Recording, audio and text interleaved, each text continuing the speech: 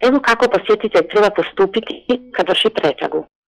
Kako bi se shvatila važnost pisanog i govornog jezika, dobro bi bilo razmisliti o sljedećem. Međunarodni posjetitelji koji dođe na stranicu rustići.com ima na raspolaganju tražilicu na različitim jezicima.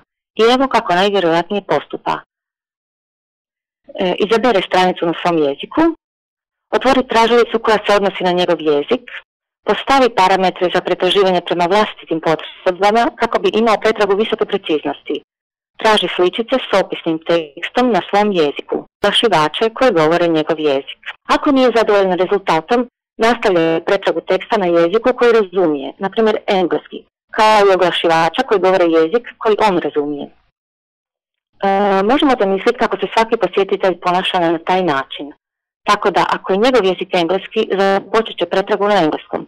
Ako je njemački, na njemačkom. Ako je francuski, na francuskom. Ako je rumunjski, na rumunjskom i tako dalje. Dakle, kao što je lako iz ovoga zaključiti, jedine nekretnine koje će se pokazati u svim pretragama jesu one koje imaju tekst na svim jezicima i oglašivača koji se služe svim tim jezicima. Lako je zamisliti što bi se desilo ako bi se opis prikazao na samo jednom jeziku. Rustići.com je kreirao i stavio na raspolaganje izuzetno potentan alat. Sad je na oglašivaču red da ga ispravno koristi. Za više informacija o tražilici i uslugama možete nas kontaktirati.